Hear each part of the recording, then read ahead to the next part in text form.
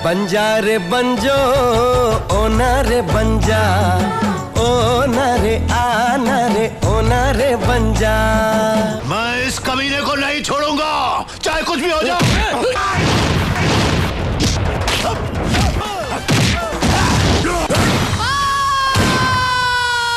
जातिवाद को हमें घर घर में फैलाना है, पर सच यह है कि उससे मैंने मारा।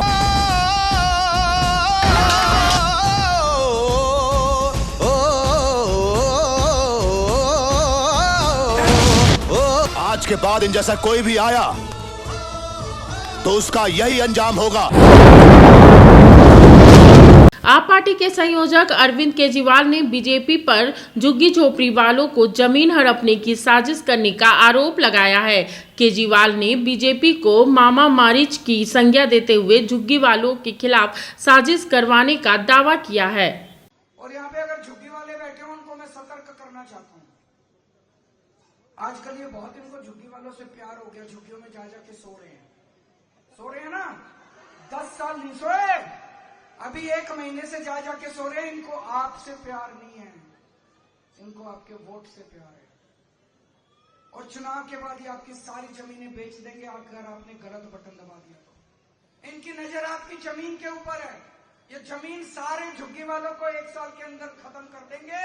आपकी जमीनें ये अडानी अंबानी बड़े बड़े बिल्डरों इनको सबको आपकी जमीनें दे देंगे। बच के रहना। रामलीला देखने जाते हो कि नहीं जाते? भगवान राम की कहानी सुनिए। रामचंद्र जी को 14 साल का वनवास हो गया था। तो एक दिन रामचंद्र जी खाने का इंतजाम करने जंगल में गए। माता सीता को अपनी झोपड़ी में छोड़ गए और लक्ष्मण को बोले कि तू सीता मैया की रक्षा करेगा। इतने में रावण आया सोने का हिरण बनके। आया कि नहीं आया? सोने का हिरण बन के आया। सीता मैया लक्ष्मण को बोली मेरे को ये हिरण चाहिए। लक्ष्मण बोला ना मैया, भगवान राम कह के गए हैं कि मेरे को आपकी रक्षा करनी है। उसने बोली नहीं, मैं तेरे को आदेश देती हूँ, जाओ और हिरण को पकड़ के लाओ। लक्ष्मण के पास चारा नहीं था। लक्ष्मण चला गया और वो रावण अपना वेश चेंज करके और सीता मैया का हरण करके ले गया।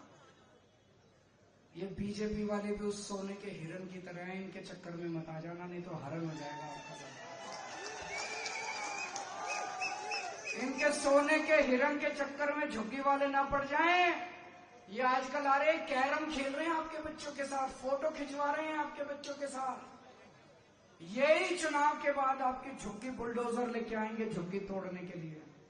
पर आप चिंता मत करना, जब तक आपका बेटा केजरीवाल जिंदा है मैं बुलडोजर के सामने लेट जाऊंगा। जब तक आपको पक्के मकान बना के नहीं देते, आपकी झुग्गी की तरफ कोई आंख उठा के नहीं दे सकता।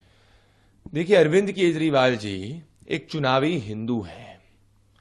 वो और उनके आका राहुल गांधी जी के रग रग में तुष्टीकरण है। जिसको रामायण का अल्प ज्ञान हो, जो रटकर भी रामायण सही तरीके से जनता के सामने नहीं रख पाए, जिसका इतिहास ये है कि जिसकी दादी या नानी ये कहा करती थी कि प्रभु श्री राम का मंदिर अयोध्या में नहीं बनना चाहिए, जो हर दिल्ली की जमीन वक्फ को देने की बात करता था, वो अरविंद केजरीवाल जी का आज चुनावी हिंदू चेहरा दिल्ली और देश की जनता के सामने आ चुका है।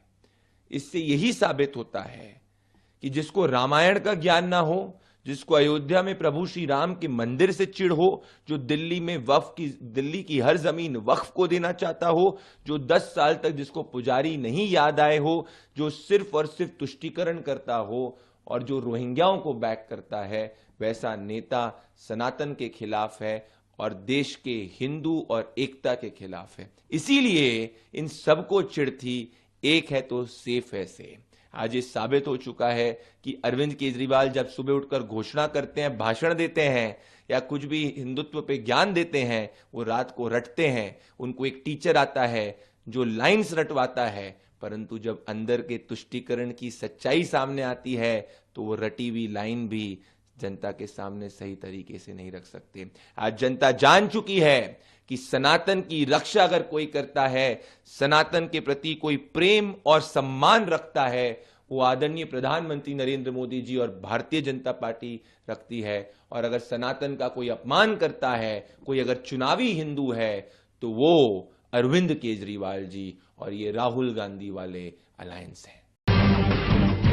जब टूटती है आस, जब थकती है सांस, जब रूठते हैं अपने, मुंह मोड़ता है जमाना, जब अंगड़ाई लेता है संकल्प, फिर बनती है कहानी, बनते हैं अनमिट निशान। देखिए मेरे साथ संघर्ष की दास्तां।